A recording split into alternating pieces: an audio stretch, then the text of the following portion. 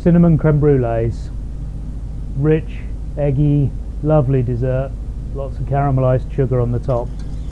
So we've got 7 egg yolks in the bowl here that I've already separated, and to that I'm going to add 110 grams of caster sugar. So we're going to whisk that in and just bring it so that it's homogeneous, nicely mixed. Bringing that in, and on my stove I've got 420 mils of double cream that we've already infused with 1 cinnamon stick. So we put the cinnamon into the double cream, brought it just up to the simmer, and then took that off and left it to infuse for half an hour. Passed it out, and we've got a lovely cinnamon flavoured cream there.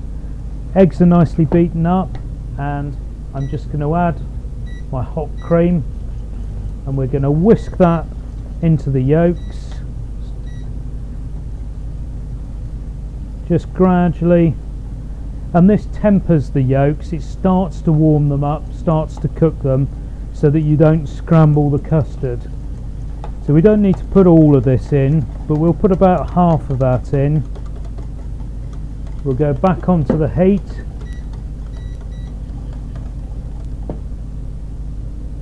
And then transfer the egg mixture back into the pan. And I'm just going to whisk that in. And then what we need to do is cook that out over a gentle heat just until the eggs start to thicken. So I'm just going to turn that down a touch and just constantly whisking and stirring over a medium heat just until the egg mix starts to thicken. Now you could pull this at this stage and you'd have a nice cinnamon custard. Be lovely with an apple crumble, something like that. But we're going to take it to the next stage further. We're going to pass the mix into a jug, fill our moulds with it, and then cook it in the oven in a bain-marie. And we'll cook this at 130 degrees for around about 8 minutes until the custard's just set in the moulds. Just stirring all the time, nice figure of 8 motion, making sure you're getting into all the corners of the pan so that the custard doesn't catch in the corner of the pan. What you're trying to avoid is the egg scrambling.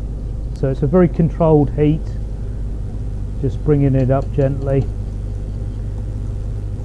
Now if you were making a vanilla creme brulee, this would have the advantage of thickening the custard so that your vanilla seeds stay suspended in the custard rather than sinking to the bottom of the mix.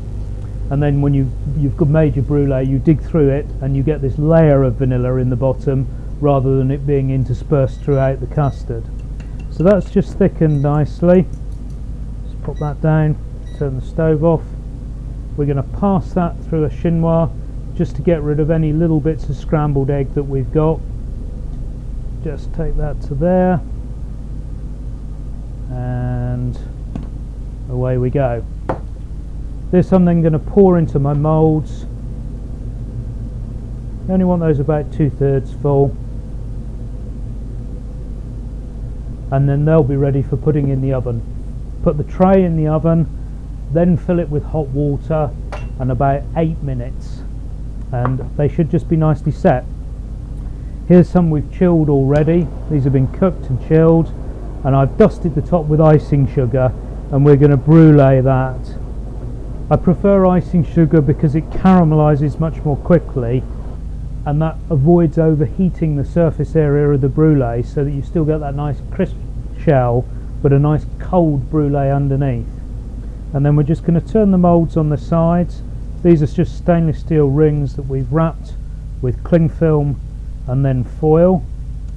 And then I'm just going to bring the plate up, tip that out onto the plate, and you've got a lovely cinnamon creme brulee. Perfect, served with some caramelised apple, maybe a little sultana syrup.